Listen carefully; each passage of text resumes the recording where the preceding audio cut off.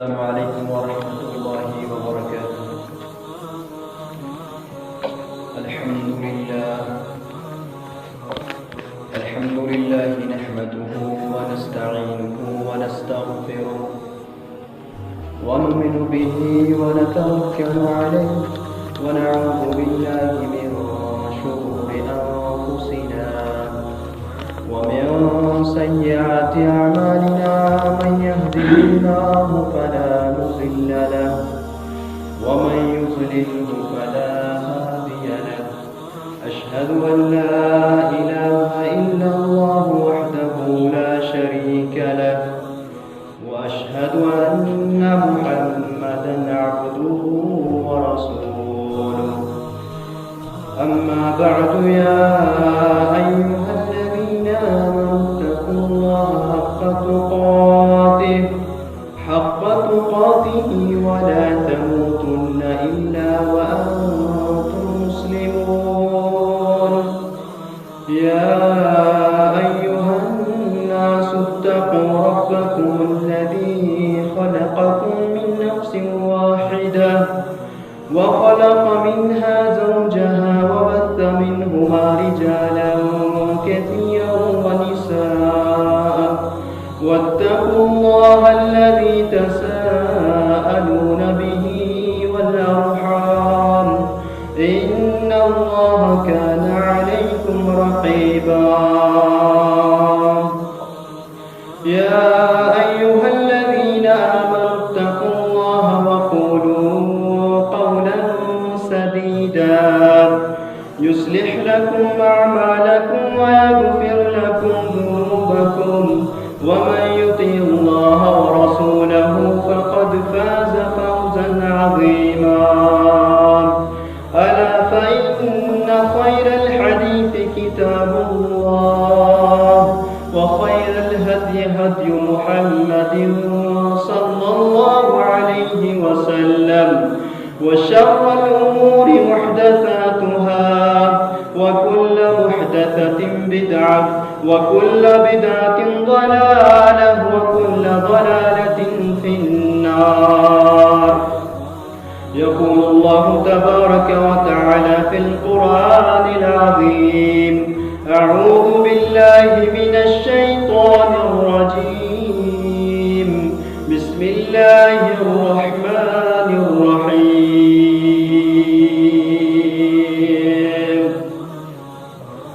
قال الله تعالى في القرآن العظيم: إن الله وملائكته يصلون على النبي يا أيها الذين آمنوا صلوا عليه وسلموا تسليما. اللهم صل على محمد وعلى آل محمد كما صليت على إبراهيم وعلى آل إبراهيم إنك حميد مجيد. اللهم بارك على محمد وعلى آل محمد كما باركت على إبراهيم وعلى آل إبراهيم إنك حميد مجيد. وقال النبي عليه الصلاة والسلام: الخمر أم الخبائث، فمن شربها لم تقبل صلاته 40 يوما، فإن ماتت وهي في بطنه مات ميتة جاهلية، أو كما قال عليه الصلاة والسلام: رب اشرح لي صدري ويسر لي أمري واحلل عقدة من لساني يفقهوا قولي. رب زدني علما، سبحانك لا علم لنا إلا ما علمتنا إنك أنت العليم الحكيم. اللهم اجعل القرآن العظيم ربيع قلوبنا ونور أبصارنا وشفاء صدورنا وذهاب همومنا وغمومنا. اللهم تسلط علينا من لا يرحمنا. اللهم عاقبتنا في الأمور كلها وأجرنا من خزي الدنيا وعذاب الآخرة. رب ارحمهما كما ربياني صغيرا. رب ارحمهما كما ربياني صغيرا. ربنا آتنا في الدنيا حسنة وفي الآخرة حسنة وقنا عذاب النار ربنا ظلمنا أنفسنا وإن لم تغفر لنا وترحمنا لنكونن من الخاسرين رب ارحمهما كما ربياني صغيرا رب ارحمهما كما ربياني صغيرا اللهم إنا نعوذ بك من عذاب القبر اللهم إنا نعوذ بك من عذاب جهنم اللهم إنا نعوذ بك من الفتنة المحيا والممات اللهم إنا نعوذ بك من فتنة المسيح الدجال ربنا تقبل منا إنك أنت السميع العليم وتب علينا إنك أنت التواب الرحيم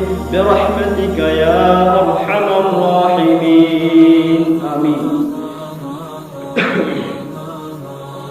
تمام قسم کی حمد و تعریف اللہ رب العزت کے لیے جو معبود برحق ہے جو وحدہ لا شریک ہے اپنے حقوق کے اندر اپنے اختیارات کے اندر اپنی صفات کے اندر اور بے شمار درود و سلام کی بارش ہو حضرت محمد رسول اللہ صلی اللہ علیہ وسلم کی ذات گرامی پر جنہیں رحمت کائنات بنا کر رب کائنات نے اس دنیا کے اندر مبعوث فرمایا معزز سامعین کرام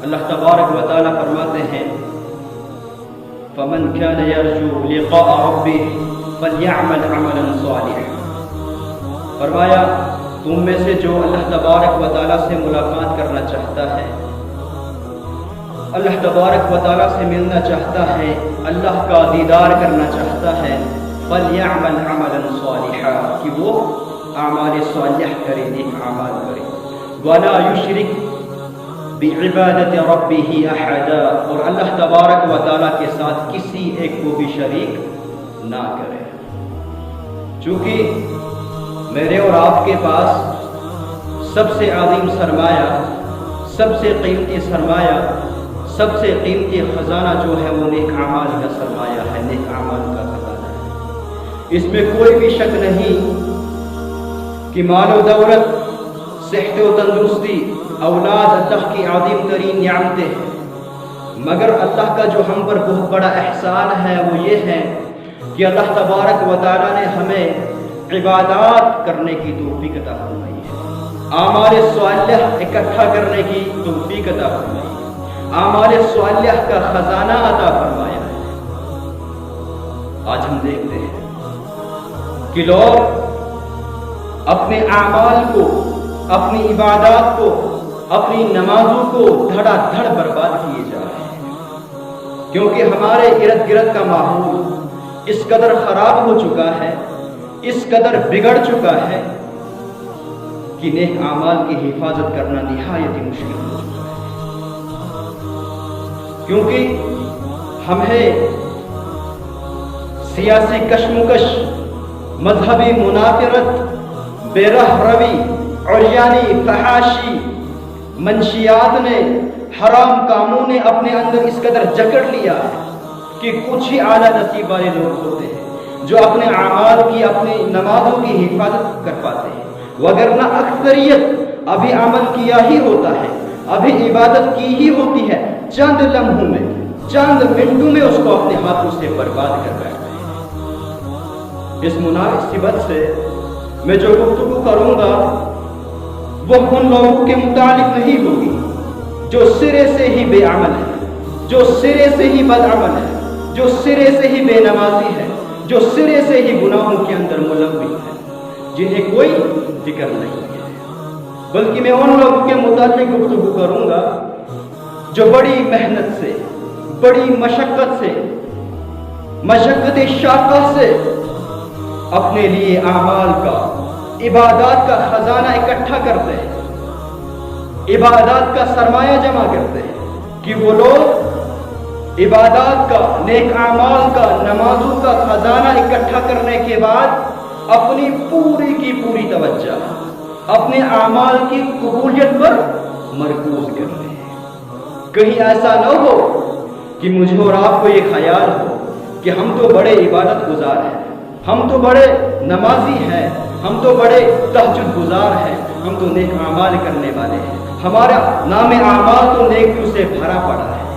लेकिन जब क़यामत का दिन हो, जब हिसाब व किताब का दिन हो, हमारा नाम आमाल नेकियों से खाली हो, हमारे नाम आमाल के अंदर एक भी नेकी, एक भी नमाज न हो, क्योंकि दुनिया के अंदर कुछ ऐसे जराइम, ऐसे गुनाहों का इर्तिकाब किया होगा जिनकी नहूसत की वजह से रब्बे कायनात ने हमारी एक एक इबादत, एक एक नेकी, एक एक नमाज को ज़ाया और बर्बाद कर दिया होगा, और हमारे नाम आमाल के अंदर एक भी नेकी बच नहीं पाई। क्योंकि जो भी इंसान इस दुनिया से इस हाल में हो, इस दुनिया से इस हाल में रुखसत हो कि वो अपने साथ नेक आमाल का खजाना, नेक आमाल का सरमाया लेके गया, वो कामयाब हो गया, वो नजात पा गया, उसके लिए कामयाबी ही कामयाबी है। क्योंकि दुनिया रब्बे कायनात ने हमें इसीलिए अता फरमाई है ताकि हम यहाँ रहकर नेक आमाल का सरमाया, नेक आमाल का खजाना, आमाल स्वालिह जमा करें। अल्लाह ताला फरमाते हैं अल्लज़ी खलक़ल मौत वल हयात लियब्लुवकुम अय्युकुम अहसनु अमला। वो रब्बुल आलमीन जिसने मौत और जिंदगी को पैदा किया है, जिसने हमें जिंदगी अता फरमाई है, मगर क्यों अता फरमाई है रब्बे कायनात ये जिंदगी? क्या नींद करने के लिए? क्या सिर्फ खाने पीने के लिए? क्या आशो आराम करने के लिए? नहीं, बल्कि किस लिए फरमाई है ये अता जिंदगी रब्बे कायनात ने हमें? लियब्लुवकुम अय्युकुम अहसनु अमला, कि तुम में से बेहतरीन अमाल कौन करेगा।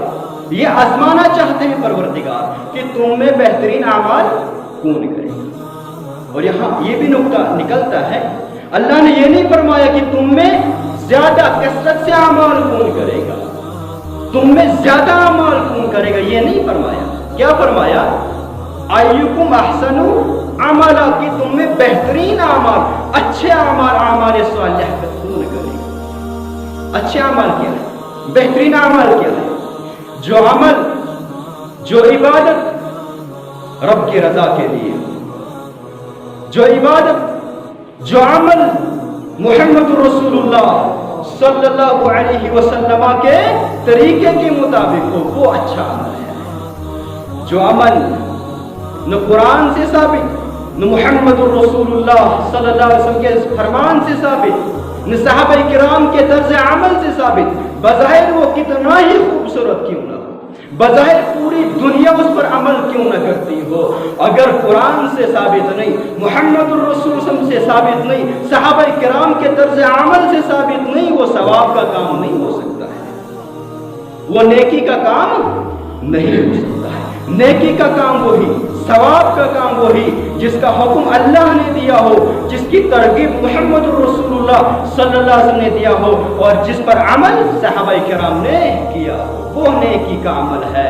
अगर एक इंसान बज़ाहिर एक चीज को देखता है खूबसूरत है, लेकिन सबूत नहीं मिलता है, हुक्म नहीं मिलता, उस पर अमल करता है सवाब की नीयत से, वो अमल उसके लिए नजात का जरिया नहीं, जहन्नम में दाखिले का जरिया बनेगा। क्यों? मुहम्मद रसूल ने फरमाया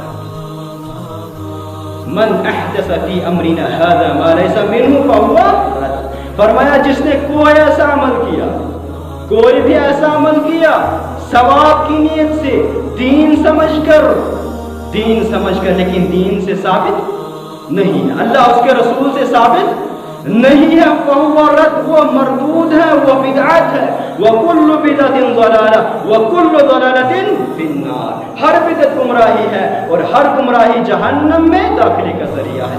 वही अमल जिसको सवाब की नीयत से किया होगा दुनिया के अंदर, वही जहन्नम में दाखिल होने का जरिया बन जाएगा। वो आमाल स्वालिह क्या है? अच्छा अमल क्या है? जो अल्लाह की रजा के खातिर हो, और तरीका उसके लिए क्या हो? मुहम्मदुर रसूलुल्लाह सल्लल्लाहु अलैहि वसल्लम, मुहम्मदुर रसूल ने फरमाया अद-दुनिया मज़रअतुल आखिरह, ये दुनिया जो है ये आखिरत की खेती है। یہاں آپ جو بیج لگاؤ گے اس کی جزا، اس کا پھل آپ کو آخرت میں ملے گا۔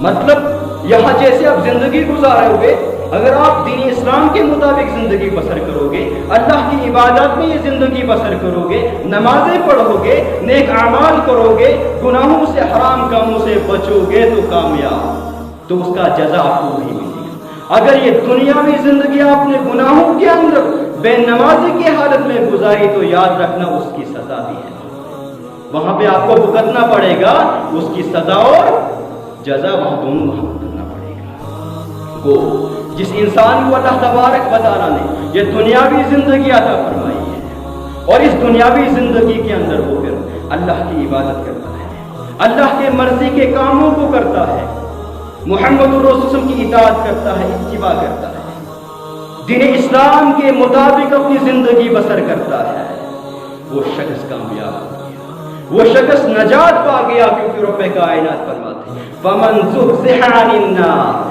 وَأُدْخِلَ الْجَنَّةَ فَقَدْ فَازَ وَمَا الْحَيَاةُ الدُّنْيَا إِلَّا مَتَاعُ الْغُرُورِ۔ فرمایا رب کائنات نے فَمَنْ زُحْزِحَ عَنِ النَّارِ، جس انسان کو جہنم کی آگ سے بچا لیا جائے، جس انسان کو دوزخ کی آگ سے بچا لیا جائے، اور دوزخ کی آگ، جہنم کی آگ کس قدر خطرناک ہے، رب کائنات نے فرمایا کلا انہا لظی نزعۃ للشوی تدعو من ادبر وتولى وجمع فاوعى۔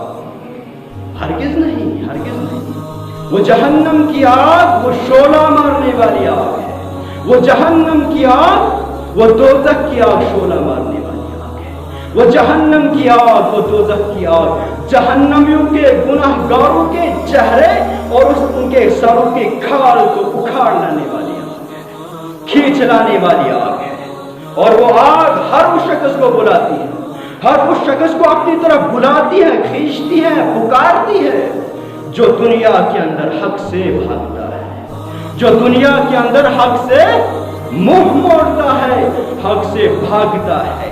کیا توحید حق نہیں ہے؟ توحید حق نہیں ہے، توحید حق ہے۔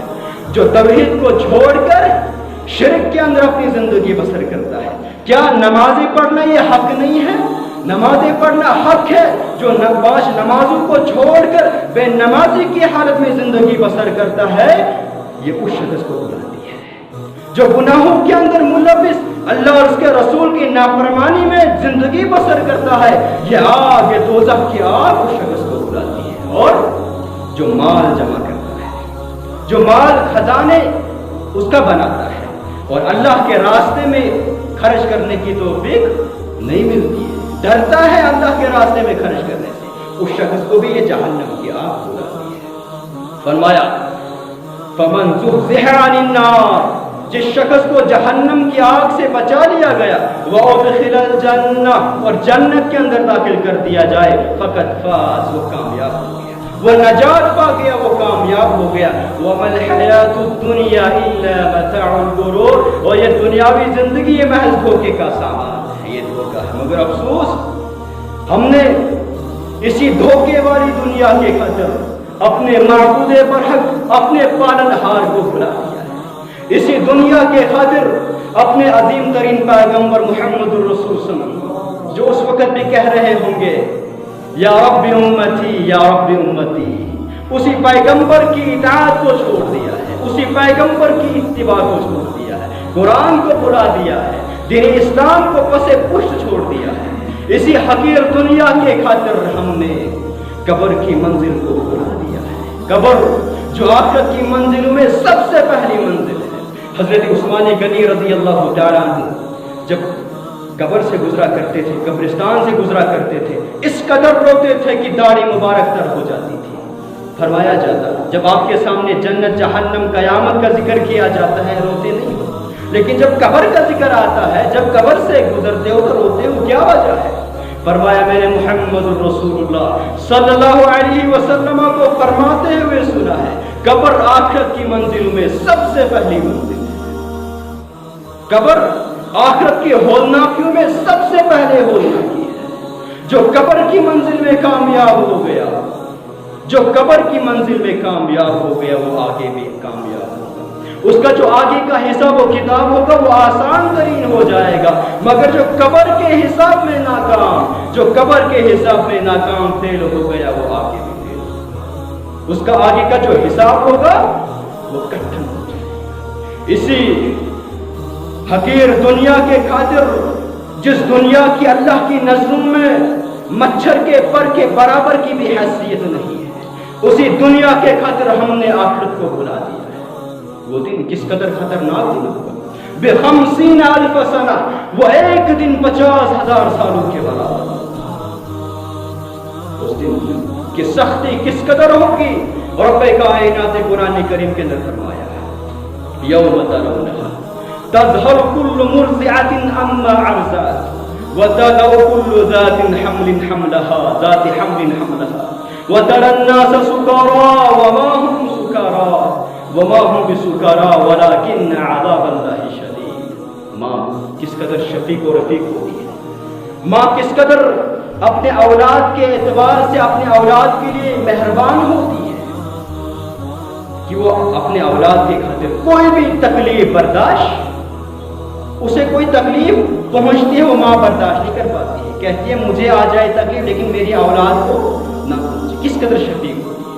اللہ تعالیٰ فرماتے ہیں وہ دن کس قدر خطرناک دن ہوگا، فرمایا یوم ترونہا تذہل کل مرضعۃ عما ارضعت، فرمایا وہ دن اس قدر خطرناک اور ہولناک دن ہوگا کہ ماں جو دودھ پلاتے ہوئے بچے کو اس قدر پھینک دے گی، اس طرح پھینک دے گی جیسے کہ اس نے کسی اجنبی چیز کو پھینکا، ایسے پھینکے گی ماں اپنے دودھ پیتے بچے کو جیسے کسی اجنبی چیز کو پھینکا ہے، فضول چیز کو پھینکا ہے، اور ہر حمل واری کا حمل گر جائے گا، جس کی پیٹ کے اندر بچہ ہوگا وہ ضائع ہو جائے گا۔ وَتَرَى النَّاسَ سُكَارَىٰ، لوگ دیکھیں گے، شاید دیکھنے والا دیکھے کہ لوگ شاید نشے میں مدہوش ہے، شراب کے نشے میں، بلکہ رب کائنات فرماتے وہ شراب کے نشے میں مدہوش نہیں ہوں گے، بلکہ وہ اللہ کے عذاب میں گرفتار ہوں گے، وہ اللہ کے عذاب میں گرفتار ہوں گے، وہ اللہ کے دربار میں مجرم بن کر ہوں گے۔ فرمایا رب کائنات یوم تقلب وجوہہم فی النار یقولون یا لیتنا اطعنا اللہ واطعنا الرسول، جس دن نافرمانوں کے، گناہگاروں کے، جہنمیوں کے چہروں کو ان کے چہروں کے بل انہیں جہنم میں پھینکا جائے گا۔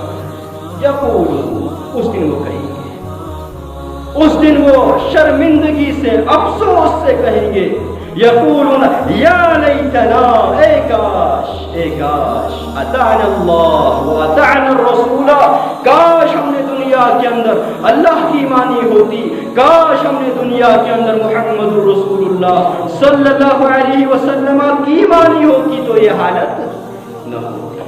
پچھتائیں گے، افسوس کریں گے وہاں پہ، کاش اللہ نے کہا تھا نا نماز پڑھنا، اللہ نے کہا تھا نا نیک اعمال کرنا، جہنم سے بچنے کی تیاری کرنا، نہیں سنا ہم نے، وہاں پہ نہیں مانا، وہاں پہ افسوس کریں گے، لیکن اس افسوس کا کوئی فائدہ وہاں پہ نہیں ہوگا۔ اسی طرح جو انسان اس دنیا سے اس حال میں فوت ہو کہ وہ اپنے ساتھ نیک اعمال نہ لے کے گیا ہو، عبادات نہ لے کے گیا ہو، اعمال صالح نہ لے کے گیا ہو، جس کے نام اعمال کے اندر برائیاں ہی برائیاں ہو، جس کے نام اعمال کے اندر بے نمازی ہی نمازیاں، جس کے نام اعمال کے اندر فجر ایبسنٹ، جس کے نام اعمال کے اندر ظہر ایبسنٹ، جس کے نام اعمال کے اندر دیگر ایبسنٹ، مغرب ایبسنٹ، عشاء ایبسنٹ، 2-3 نمازوں کے علاوہ کوئی حاضری نہیں ہوگی، جس کے نام اعمال کے اندر جھوٹ ہی جھوٹ ہوگا،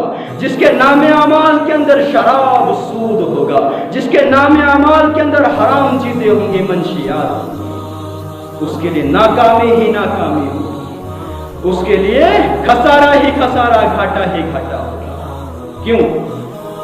کیونکہ جنت اور جہنم کو جو دار و مدار ہے وہ اعمال کے اچھے اور برے ہونے پر ہے۔ جس کے اعمال اچھے ہوں گے، اعمال صالحہ ہوں گے، جس کے نام اعمال کے اندر نیکیاں ہوں گی، نمازیں ہوں گی، وہ کامیاب ہو جائے گا، وہ جنت کے اندر داخل ہو جائے گا۔ اور جس کے نام اعمال کے اندر برائیاں ہوں گی، جس کے نام اعمال کے اندر بے نوازی، جس کے نام اعمال کے اندر حرام چیزیں لکھی ہوئی، جس کے نام اعمال کے اندر سیاہ اعمال ہوں گے، اس کے لیے ناکامی ہے، جہنم کی آگ ہے۔ لہذا اعمال پر ہی دار و مدار ہے، ڈیپینڈ ہے جنت و جہنم۔ تو ہمیں نیک اعمال کر کے، نمازیں پڑھ کے، عبادات کر کے پوری کی پوری توجہ اعمال کی قبولیت پر مرکوز کر لینی چاہیے۔ یہ فکر ہونی چاہیے، یہ غم ہونا چاہیے، ہم نماز پڑھتے ہیں کیا قبول بھی ہو رہی ہے کہ نہیں؟ ہم نیک اعمال کر رہے ہیں کیا قبول بھی ہو رہے ہیں کہ نہیں ہو رہے ہیں؟ ہمارے نام اعمال کے اندر یہ لکھے بھی جا رہے ہیں یا نہیں لکھے جا رہے ہیں؟ یہ ہمیں فکر ہونی چاہیے، ہمیں غم ہونا چاہیے۔ تو ہم کچھ ضروری باتیں نیک اعمال کے متعلق ذہن میں رکھیں گے۔ سب سے پہلی بات کہ کچھ اعمال، کچھ عبادت ہماری ایسی ہوتی ہے جو سرے سے ہی قبول نہیں ہوتی ہے، جو سرے سے لسٹ میں ہی نہیں چڑھتی ہے، ان کا ہونا نہ ہونا برابر ہوتا ہے، وہ قبول ہی نہیں ہوتی ہے۔ اس کی وجہ یہ ہوتی ہے وہ اس قدر غفلت میں، اس قدر بے توجہی کے ساتھ، اس قدر سستی کاہلی کے ساتھ، اس قدر تیزی اور جلد بازی میں ادا کی جاتی ہے کہ وہ اللہ کے دربار میں قبول ہونے کے لائق نہیں ہوتی ہے۔ ان کا ہونا نہ ہونا برابر ہوتا ہے، لسٹ میں ہی شمار نہیں ہوتی ہے۔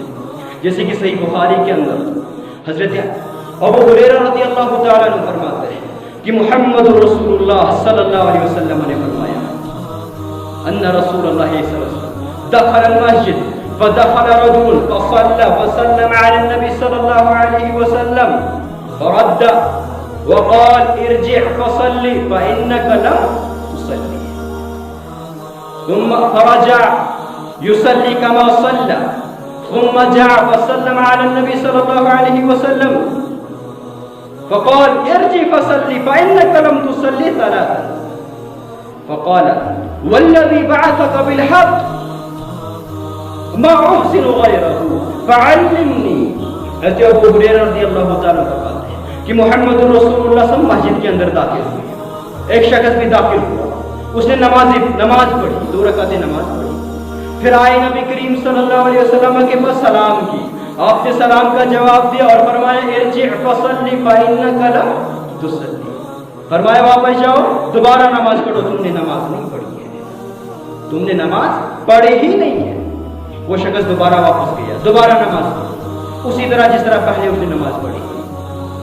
دوبارہ آیا نبی کریم صلی اللہ علیہ وسلم کے پاس، سلام کی جواب دیا آپ سب نے، دوبارہ فرمایا ارجع فصلی فإنک لم تصلی ثلاثا، 2-3 دفعہ ایسا معاملہ ہوا، دوبارہ کہا کہ واپس جاؤ، تم نے نماز ہی نہیں پڑھی، دوبارہ نماز پڑھو، دوبارہ نماز پڑھو۔ پھر اس شخص نے کہا اے اللہ کے رسول صلی اللہ علیہ وسلم، مجھے اس ذات کی قسم ہے جس نے آپ کو حق کے ساتھ مبعوث فرمایا، حق کے ساتھ بھیجا ہے، مجھے اس سے اچھا طریقہ نماز کا نہیں آتا ہے، فعلمنی، آپ مجھے سکھلا دیجیے۔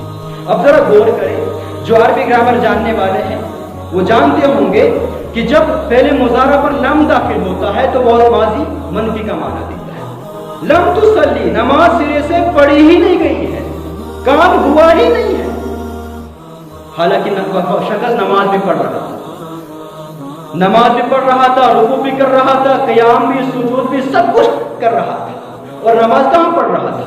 نماز مسجد نبوی کے اندر پڑھ رہا تھا۔ اس کے باوجود نماز پڑھ کے آئے، نبی کریم صلی اللہ علیہ وسلم نے فرمایا تو نے نماز ہی نہیں پڑھی ہے۔ کیوں؟ کیونکہ وہ نماز صحیح نہیں پڑھ رہا تھا، وہ نماز کاہلی، سستی، جلد بازی کے اندر نماز پڑھ رہا تھا، وہ نماز اس طریقے پر نہیں پڑھ رہا تھا جو طریقہ حضرت رسول اکرم صلی اللہ علیہ وسلم نے سکھلایا ہے۔ اس لیے رسول کریم نے فرمایا تیری نماز ہوئی ہی نہیں ہے سرے سے، پڑھنا نہ پڑھنا وہ برابر ہی ہے۔ لہذا مسلمانوں غور کریں ہم کہ کہیں ایسا نہ ہو قیامت کا دن ہو، حساب و کتاب کا دن ہو، ہمارا پروردگار کہے کہ میرے بندے تو نے نمازی پڑھی ہے، لیکن تو نے نمازی اس قدر تیزی، جلد بازی کے اندر پڑھی ہے، سستی اور کاہلی میں بے توجہی کے ساتھ پڑھی ہے کہ یہ قبول ہونے کے لائق۔ اور یہ نماز جو اعمال میں سب سے پہلا عمل، اس کا حساب قیامت کے دن لیا جائے گا بندے سے۔ فرمایا رسول اکرم صلی اللہ علیہ وسلم فرمایا اول ما يحاسب به العبد يوم القيامة الصلاة فإن صلحت صلح سائر عمله وإن فسدت فسد سائر عمله. فرمایا قیامت کے دن بندے سے سب سے پہلے جس عمل کا حساب لیا جائے گا وہ اس کی نماز ہوگی. سب سے پہلے نماز کا حساب لیا جائے گا بندے سے. فَإِن صَلُحَتْ صَلُحَ سَائِرُ عَمَلِهِ. اور جو بندہ جو انسان جو مسلمان نماز کے حساب میں کامیاب ہو گیا وہ آگے بھی کامیاب ہوگا. اس کا جو آگے کا حساب ہو وہ آسان ہو جائے گا. وَإِن فَسَدَتْ فَسَدَ سَائِرُ عَمَلِهِ. اور جس کی نماز فاسد جو نماز کے حساب میں ناکام ہو گیا وہ آگے بھی ناکام ہوگا, وہ آگے بھی فیل ہو جائے گا. کون شخص نماز میں کامیاب ہوگا؟ نماز کے حساب میں جس نے نماز پڑھی ہوگی, جو فجر آیا ہوگا مسجد, ظہر آیا ہوگا مسجد, دیگر مغرب عشاء نمازیں پڑھی ہوں گی, وہی تو کامیاب ہوگا نا. بے نمازی کامیاب تو نہیں ہوگا نا. تو جو حساب نماز کے حساب میں کامیاب ہوگا وہ آگے بھی کامیاب ہوگا. نبی کریم صلی اللہ علیہ وسلم نے دوسری جگہ فرمایا ينظر في الصلاة فإن صلحت فقد أفلح وإن فسدت فقد خاب وخسر. فرمایا اس کی نماز میں دیکھا جائے گا اس کی نماز صحیح طریقے پر تھی یا نہیں, اس نے نماز صحیح طریقے پر پڑھی ہے یا نہیں. اگر نماز صحیح نکلے گی تو کامیاب, اگر نماز فاسد نکلے گی تو ناکام. نماز کس کے طریقے پر پڑھنی ہے؟ نماز محمد رسول اللہ صلی اللہ علیہ وسلم کے طریقے پر پڑھنی ہے. صلو کما رأیتمونی اصلی, ویسے ہی نماز پڑھو جیسے محمد رسول اللہ صلی اللہ علیہ وسلم نے سکھائی ہے. آج دنیا کے اندر بے شمار نمازیں ہیں, لیکن مسلمانوں غور کرنا ایسا نہ ہو کہ اللہ تعالیٰ فرمائے تو نے نماز پڑھی ہے لیکن تیری نماز قابل قبول نہیں. کیوں؟ کیونکہ تو نے محمد رسول اللہ صلی اللہ علیہ وسلم کے طریقے پر نماز نہیں پڑھی ہے. نماز پڑھنی ہے رسول اکرم کی سنتوں کے مطابق نماز پڑھنی ہے. نماز کو تلاش کرنا ہے احادیث کے اندر, نماز کو تلاش کرنا ہے صحیح بخاری کے اندر, مسلم کے اندر جو احادیث کی کتب ہے ان کے اندر نماز کو تلاش کرنا ہے. کیوں؟ محمد رسول نے فرمایا ان الرجل لا يصلي 60 سنة فما تقبل له صلاة. فرمایا ایک بندہ ایک انسان 60 سال نماز پڑھتا ہے. کتنے سال؟ 60 سال, یعنی پوری زندگی نماز پڑھتا ہے. فما تقبل له صلاة. ایک بھی نماز اس کی قبول نہیں ہوتی ہے, ایک بھی نماز قبول. کیوں؟ کیونکہ اس کی نماز جو طریقہ تھا وہ رسول اکرم صلی اللہ علیہ وسلم سے نہیں. یہ قرآن نے کہا نا لقد كان لكم في رسول الله اسوة حسنہ. پھر کیا نمونہ ہے رسول اکرم صلی اللہ علیہ وسلم. جب نمازی آپ سے نہیں لی گئی تو پھر وہ کون سی کیسے نماز قبول ہو سکتی ہے؟ لہذا نماز کو تلاش کرنا ہے, وہ نماز تلاش کرنی ہے جو محمد رسول اللہ صلی اللہ علیہ وسلم نے سکھلائی ہے, اس امت کو تعلیم دی ہے. دوسری بات نیک اعمال کے متعلق رسول اکرم صلی اللہ علیہ وسلم نے کچھ جرائم کے متعلق, کچھ گناہوں کے متعلق ہمیں باخبر کیا ہے, اور ان کے متعلق ان کے مرتکبین کے متعلق جو ان گناہوں کے اندر ملوث ہوتے ہیں ان کے متعلق دو ٹوک الفاظ میں فرما دیا ہے ان کی عبادت ان کی نماز قبول نہیں ہوتی ہے. کچھ گناہ میں آپ کے سامنے بیان کروں گا. سب سے پہلا گناہ فرمایا رسول اکرم صلی اللہ علیہ وسلم نے فرمایا الخمر ام الخبائث. شراب خبیث چیزوں کی ماں ہے, شراب برائیوں کی جڑ ہے, برائیوں کی بنیاد ہے. فمن شربها لم تقبل صلاته 40 یوما. جو شراب پیتا ہے 40 روز تک 40 دنوں تک اس کی نماز قبول نہیں ہوتی. فإن ماتت وهي في بطنه مات ميتة جاہلیہ. اور فرمایا رسول اکرم صلی اللہ علیہ وسلم نے جو اس حال میں فوت ہوا, اس حال میں دنیا سے گیا, وہی فی بطنی, شراب اس کی پیٹ میں, مات میتۃ جاہلیہ. اسلام نے اللہ نے کہا تھا نا وَلَا تَمُوتُنَّ إِلَّا وَأَنْتُمْ مُسْلِمُونَ, تم نہ مرنا مگر اسلام کی حالت میں, مسلمانی میں. مگر جو شراب کی حالت میں مرتا ہے وہ اسلام پر نہیں مرتا ہے, وہ جاہلیت کی موت مرتا ہے. اب ذرا غور کرے, جس نے ایک گھٹ شراب کا پیا 40 دنوں تک نماز قبول نہیں ہوتی ہے, اور جو اسی حالت میں فوت ہوا جو اسی حالت میں فوت ہوا وہ اسلام پر نہیں مرتا ہے، وہ جاہلیت کی موت مرتا ہے۔ اور رسول اکرم صلی اللہ علیہ وسلم نے فرمایا جو شراب کا عادی ہوتا ہے وہ جنت کی خوشبو تک نہیں پا سکتا، سن سکتا ہے۔ دوسرا گناہ فرمائے رسول اکرم صلی اللہ علیہ وسلم، من آتا عرافا فسأله عن شيء لم تقبل له صلاته 40 یوما۔ فرمایا جو کسی عراف کے پاس آیا فسأله عن شيء، اور کسی چیز کے متعلق سوال کیا، پوچھا، لم تقبل له صلاة 40 یوما، اس کی بھی 40 دنوں تک نماز قبول نہیں ہوگی۔ دوسری روایت میں فرمایا، من آتا عرافا او کاہنا فصدقه بما يقول فقد كفر بما انزل على محمد صلی اللہ علیہ وسلم۔ فرمایا جو کسی عراف کے پاس یا کسی کاہن کے پاس آیا اور اس سے کچھ پوچھا، اس نے جو بتایا اس کو سچ مان لیا، صحیح مان لیا، تصدیق کر لی، اس نے کفر کیا جو کچھ نازل ہوا ہے محمد رسول اللہ صلی اللہ علیہ وسلم۔ عراف وہ ہوتا ہے جو گزشتہ زمانے کے بارے میں بتاتا ہے، جو پاسٹ کے بارے میں بتاتا ہے، جو ماضی کے بارے میں بتاتا ہے، چوری ہوئی ہے، کس نے کی ہے، کیسے وغیرہ۔ اور کاہن وہ ہوتا ہے جو مستقبل کے بارے میں بتلاتا ہے، فیوچر کے بارے میں بتلاتا ہے۔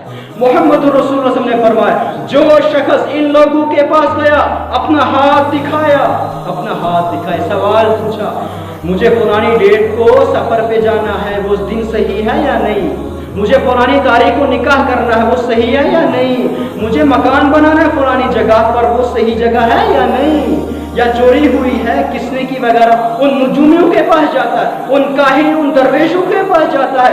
ایک تو ان کی نماز 40 روز تک قبول نہیں ہوتی ہے، اور فرمایا محمد رسول اللہ صلی اللہ علیہ وسلم، اس نے کفر کیا، فقد کفر بما انزل علی محمد صلی اللہ علیہ وسلم، اس نے کفر کیا، اس نے انکار کیا جو کچھ نازل ہوا ہے محمد رسول اللہ صلی اللہ علیہ وسلم۔ کیا نازل ہوا رسول کریم؟ قرآن نازل ہوا۔ اس نے اسلام کا انکار کیا، اس نے قرآن کا انکار کیا۔ جو ایسے لوگوں کے پاس جاتا ہے اور ان کو ہاتھ دکھاتا ہے قسمت کا حال جاننے کے لیے، جبکہ اسلام نے کیا تعلیم دی ہے؟ فرمایا رسول اللہ تبارک و تعالیٰ نے محمد رسول کی زبان مبارک سے اعلان کروایا، امام الانبیاء، اگر غیب جاننے والے، فیوچر کے بارے میں جاننے والے، اگر نفع نقصان کے مالک ہوتے، کون ہوتے اللہ کے بعد؟ حضرت رسول اکرم صلی اللہ علیہ وسلم۔ حالانکہ اللہ تعالیٰ قرآن کریم کے اندر اعلان فرما رہے ہیں، اے رسول کریم صلی اللہ علیہ وسلم کہہ دیجئے ایسے لوگوں سے، قُلْ لَا أَمْلِكُ لِنَفْسِي نَفْعًا وَلَا ضَرًّا إِلَّا مَا شَاءَ اللَّهُ۔ فرمایا میں محمد رسول اللہ، امام الانبیاء، پوری کائنات کے سردار، محبوب خدا محمد رسول اللہ، اگر میں اپنے آپ کو نفع نقصان پہنچانا چاہوں، اگر میں اپنے آپ کو نفع نقصان پہنچانا چاہوں، نہیں پہنچا سکتا ہوں، الا ما شاء اللہ، وہی پہنچ سکتا ہے جو اللہ چاہے گا۔ جب محمد رسول صلی اللہ علیہ وسلم اپنے آپ کے نفع نقصان کے مالک نہیں، کسی اور کے کیسے ہو سکتے ہیں؟ یہ تعلیم دی ہے پیغمبر صلی اللہ علیہ وسلم نے کہ نفع نقصان کا مالک اللہ ہے، بنانے بگاڑنے والے کون ہے؟ وہ اللہ تبارک و تعالی۔ وَلَوْ كُنْتُ أَعْلَمُ الْغَيْبَ لَأَسْتَكْثَرْتُ مِنَ الْخَيْرِ وَمَا مَسَّنِيَ السُّوءُ۔ فرمایا اگر میں غیب جاننے والا ہوتا، اگر میں فیوچر کے بارے میں جاننے والا ہوتا تو میں خیر جمع کر لیتا، وَمَا مَسَّنِيَ السُّوءُ، اور مجھے تکلیف چھوٹی تک نہیں۔ جبکہ محمد رسول اللہ کو کس قدر تکالیفات کا سامنا کرنا پڑا ہے، کس قدر مشکلات کا سامنا کرنا پڑا ہے۔ وہ یہ قرآن ہمیں تعلیم دے رہا ہے، یہ محمد رسول اللہ صلی اللہ علیہ وسلم نے ہمیں تعلیم دی ہے۔ اسی طرح تیسرا گناہ فرمایا رسول اکرم صلی اللہ علیہ وسلم نے، ثلاثۃ لا تجاوز صلاتهم آذانا، العبد العابق حتى يرجع، وامرأة باتت وزوجها عليها ساخط، وإمام قوم وهم لها لكارهون۔ فرمایا 3 اشخاص ایسے ہیں، 3 بندے ایسے ہیں، 3 انسان ایسے ہیں جن کی نماز ان کے کانوں کے اوپر نہیں چڑھتی ہے، جن کی نماز، جن کی عبادت ان کے سروں کے اوپر نہیں چڑھتی ہے۔ فرمایا پہلا شخص العبد العابق حتی یرجع، وہ غلام، وہ نوکر جو اپنے مالک سے بھاگ گیا، اس وقت تک اس کی نماز قبول نہیں ہوتی ہے جب تک وہ واپس آ جائے۔ وَإِمْرَأَةٌ بَاتَتْ وَزَوْجُهَا عَلَيْهَا سَاخِطٌ، اور وہ عورت جس نے اس حال میں رات گزاری ہو کہ اس کا شوہر اس پر ناراض ہو، اس کی بھی عبادت قبول نہیں ہوتی ہے، اس کی بھی نماز کانوں سے اوپر، سروں سے اوپر نہیں چڑھتی ہے۔ وَإِمَامُ قَوْمٍ وَهُمْ لَهُ لَكَارِهُونَ، اور وہ قوم کا امام جس سے اس کے مقتدی ناراض ہو۔ وہ حدیث مبارکہ کے اندر رسول اکرم صلی اللہ علیہ وسلم نے فرمایا ایسی بدکار عورت کے متعلق، ایسے بد زبان عورت کے متعلق جو اپنے شوہر سے بد زبانی کرتی ہو، اپنے شوہر کی نافرمان ہو، ایسی عورت کی نماز قبول نہیں ہوتی ہے بشرطے خاوند ظالم نہیں ہونا چاہیے، خاوند ظالم نہیں ہونا۔ اسی طرح وہ قوم کا امام جس سے اس کے مقتدی ناراض ہو، کچھ اس کی بری خصلتیں ہوں، کچھ برائیوں کے اندر وہ ملوث ہو، اس لحاظ سے وہ ناراض ہو مقتدی اس سے، اس کی بھی عبادت قبول نہیں ہوتی۔ اور اسی طرح چوتھا گناہ ہو جس گھر کے اندر کتا ہوگا، فرمایا رسول اکرم صلی اللہ علیہ وسلم نے جس گھر کے اندر کتا ہوگا، جو شوقیہ طور پر کتا پالتا ہوگا، آج کل رواج ہے نا شوقیہ طور پر کتا پالنا، جس گھر کے اندر کتا ہوگا وہاں بھی ان کی بھی نماز، ان کی بھی عبادت قبول، فرشتے وہاں بھی نہیں آتے ہیں، بلکہ رسول کریم صلی اللہ علیہ وسلم نے فرمایا جس گھر کے اندر کتا ہوگا ہر روز ان کے نام اعمال میں سے احد پہاڑ کے برابر نیکیاں ختم کر دی جاتی ہے، جو گھر کے اندر شوقیہ کتا پالتا ہے۔ اور رہی بات جو شکاری کتا ہوگا اس کے اندر رعایت موجود ہے، وہ پال رکھ سکتا ہے، شکاری کتا ہونا چاہیے، شوقیہ کتا نہیں ہونا چاہیے۔ اسی طرح وقت ختم ہو گیا تو اللہ تبارک و تعالیٰ سے دعا کرتے ہیں اللہ تعالیٰ کہنے سننے سے کے ساتھ ساتھ ان باتوں پر عمل کرنے کی توفیق عطا فرمائے۔ یا اللہ ہمارے خطاؤں کو معاف فرما دے، ہمارے گناہوں کو معاف فرما دے۔